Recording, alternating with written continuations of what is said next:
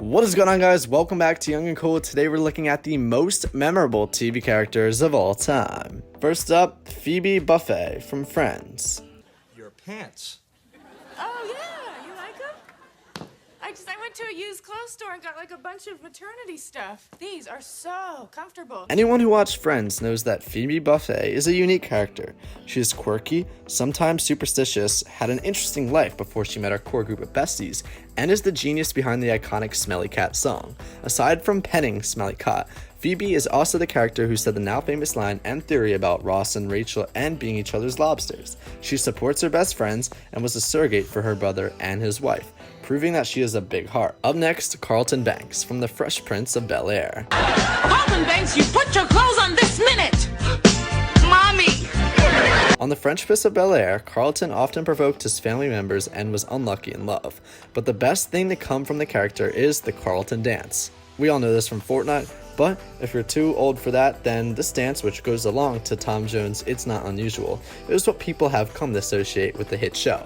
But Alfonso Ribeiro explained that he didn't expect the dance to become a part of pop culture, and it was inspired by a few celebrities. It was never intended to be funny, Ribeiro said during an interview. It was just that he was dancing. Next up, Lucy Ricardo in I Love Lucy. Lucy's goofy demeanor and penchant for hilariously finding trouble made her an instant hit with audiences.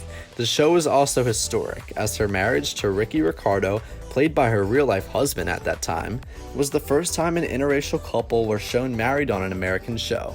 Years later, I Love Lucy is still one of the most beloved sitcoms of all time, and it couldn't exist without Lucy. Next up, Mary Richards from The Mary Tyler Moore Show. Mary Richards was a groundbreaking character and feminist icon. She broke molds as a single, working, professional woman, showing the world how gendered workplaces could be.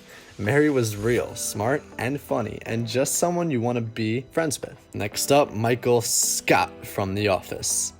I think the main difference between me and Donald Trump is that I get no pleasure out of saying the words, "You're fired." You're fired. The award for cringiest, most awkward, most endearing, and yes, world's best boss goes to Michael Scott.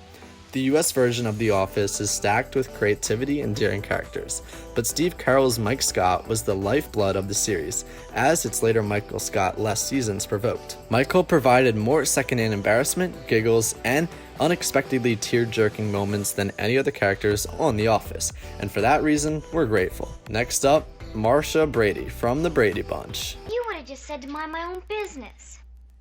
Yep, that's what I'd have said, all right. I only did it because I thought it was for your own good. I know. Marsha. There may have been 6 children in the Brady house, but all eyes were usually on the eldest daughter, who is popular, pretty, smart, and appeared to have everything going for her. No one could forget the moment when she was hit square in the face with a football by her brother Peter, and was subsequently dumped by one of the most popular boys at school. Next up, Don Draper from Mad Men. Can I get an old-fashioned? We're on the same mission. This bar looks like it was set up by a blind man. Don Draper isn't a hero. He cheated on multiple wives, was an alcoholic, was often patronizing, and said some sexist and homophobic comments over the course of the show's run. But he was also a smart advertising executive who defended his employees and kept a code of ethics in his work, at least most of the time. John Hamm managed to make Draper likable despite his flaws, and that was no easy feat. Next up, Eleven from Stranger Things. Just trust me, okay? It's rare for a debut season of a show to produce an instant new cultural phenomenon, but Stranger Things did just that with its heroine, Eleven. The superpowered, shaved head young girl spurred a spike in sales of blonde wigs, pink dresses, and boxes of Eggos, and she's just getting started. Only mouth breathers wouldn't think to include Eleven on a ranking of the most iconically memorable TV characters of all time. And finally, Lafayette Reynolds from True Blood. Ooh, suck it. Chicka, chicka, brow round.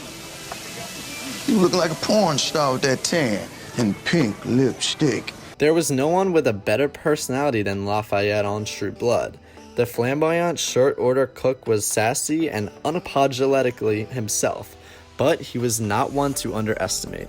Whether he was dealing with cruel humans or spirits as a medium, Lafayette's dark humor was necessary to get through dark moments, and the show wouldn't be the same without him. So that's gonna wrap it up for this episode of Young and Cool.